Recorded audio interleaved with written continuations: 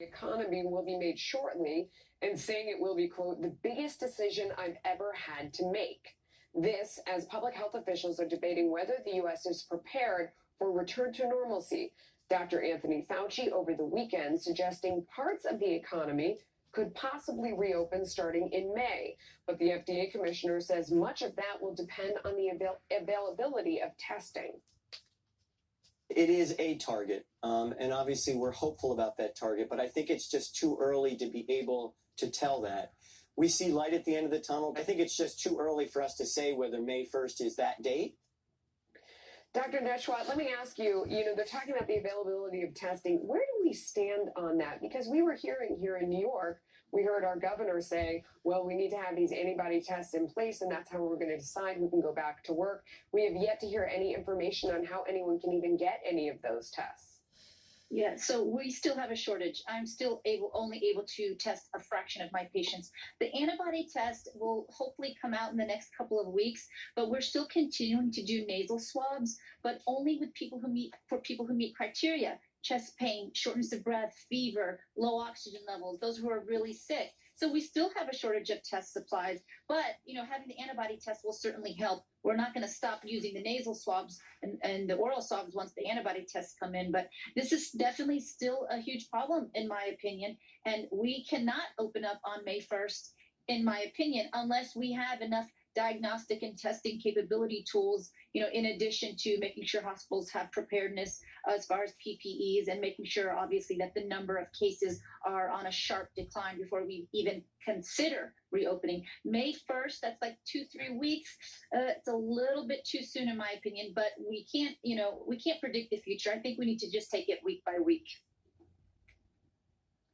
Guy, it's not an exaggeration to say that people's lives are being ruined by this, by the financial side of it.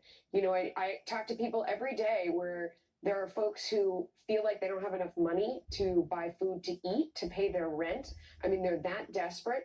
There are other people who have already lost their entire life savings in terms of having started a business, trying to hold on to a business, or even in the market, whose entire net worth has been totally wiped out at this point. It's trying to balance the health side of this with the damage that's being done financially. It is as serious as the health side. When you wipe someone out entirely, that has very, very bad outcomes. What are your thoughts on that, Guy? Yeah, and I think Vice President Pence made a really important point last week at one of the briefings, saying the key is to do this being reopening the country slowly but surely, but responsibly, to the point that we can actually stay open. Because rushing it open to then have to close it back down because the virus continues to spread would also be just cataclysmic for so many people. But you're right. I watch a lot of TV these days, news more than usual. I think many Americans are. You look at the ratings, people are concerned, and they see a lot of people in studios like this who are still getting their paychecks, who are still doing our jobs every day, who can still pay their rent and their mortgages, saying, well, we should stay shut down for more weeks on end because X, Y, and Z.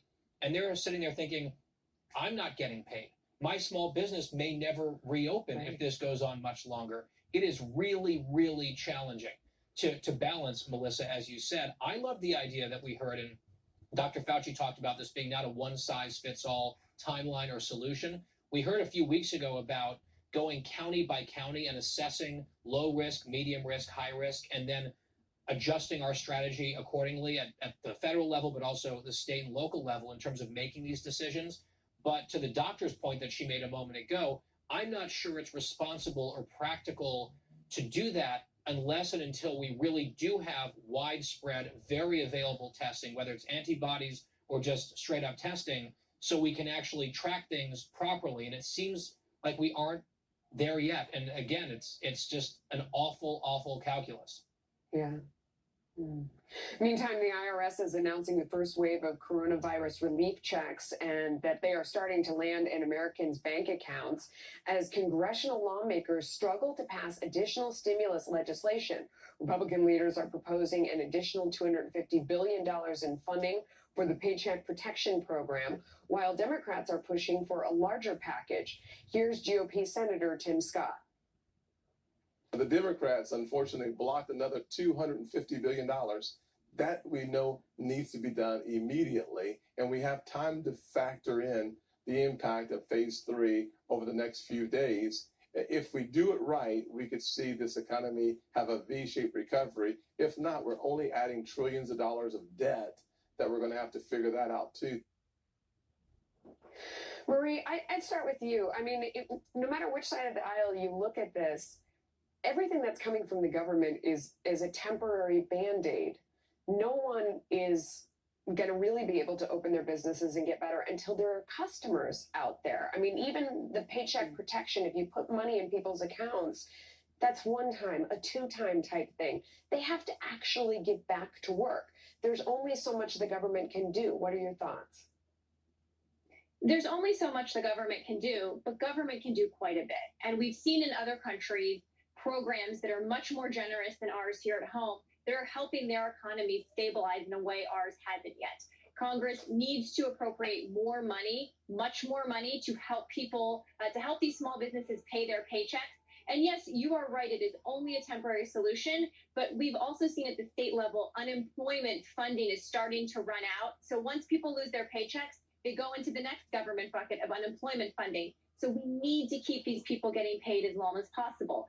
And to the question of when the economy can reopen, when people can start going back out again, we should keep in mind who makes that decision. It's actually not President Trump. It is governors of states who have stay-at-home orders. Here in Washington, D.C., our mayor has a stay-at-home order until June in place right now. So President Trump and his team can set a tone. The doctors that are a part of it can make a recommendation, Melissa, but it's actually these state and local officials, as they should, who are going to be the ones making decisions on a case-by-case basis about when we can reopen things. Yeah, that's and Harris, you know, one of the factors that she's talking about there, you know, she says the state unemployment, those funds are going to run really short, and that motivates those local governors to want to get people back to work. There's only so much government money to go around. I mean, I know they're printing it as fast as they possibly can on the federal level, but until people actually go back to work, none of these problems get solved. Well, you made 2 points, and I'm going to make a little bit of news with what's been going on here. But first of all, I just wanted to hit what you said, Melissa, because it was so critical. You can make things safe enough for people to feel like they can go back to work. I don't know how the calculus happens that you make people feel safe enough to crowd the malls and go back to what they were doing before and so on and so forth to boost the economy via retail and buying the way that we had. Are we going to see a new normal in that sense? I want to get this in, though, because Marie Harp just made a good point. And moments ago, I had mentioned Governor Cuomo about this time sometimes will make remarks. Well, now he's planning for later today. And Marie, here's what he says. As a governor, he wants to work with the nearby other governors about how we can come up with a reopening plan and get everybody back on the same plan, a coordinated regional plan. He says he'll be making an announcement later today to talk about those neighboring states and how they can do that together. 2 p.m. Eastern. Melissa, I want to go straight to you with this because what would that entail? You bring up a great point, state unemployment. I mean, what do they have to do kind of in a coordinated way to reopen? Well, I mean, the problem is at this point, it is really weighing on everyone's balance sheet, local governments, state governments who are trying to support people. You have this paycheck protection program going out in these loans going to small businesses. When I talk to them, you know, they say, okay, they're going to give me money to continue to pay my employees who I've sent home. I don't have anything for those people to do. They're at home. Maybe I can pay them. That doesn't help me stay in business. The only way this works is if the customers come back and they feel like this loan program hasn't actually done anything to help them because all it does is say, okay, I can continue paying my workers. That doesn't solve any of my problem about when can I open up. They're getting very antsy. They want this to happen. It has to happen in a controlled way, like you said, but I think a regional 1, 2, 3, plan 4, 5. identifies maybe industries or maybe workers who could come back at first in waves. I think that's probably what the governor is going to be looking at states around us saying the same thing. Like what kinds of businesses can come back and open up and what kinds should still be on hold and how do we do that safely? The states that are near each other have to be in unison. The governor has made that point all along that if you just open up one area, people are going to flood to that area. Anyway, a warning from one country that some patients who've recovered from COVID-19 have since tested positive a second time. What researchers think may be causing this, that's next.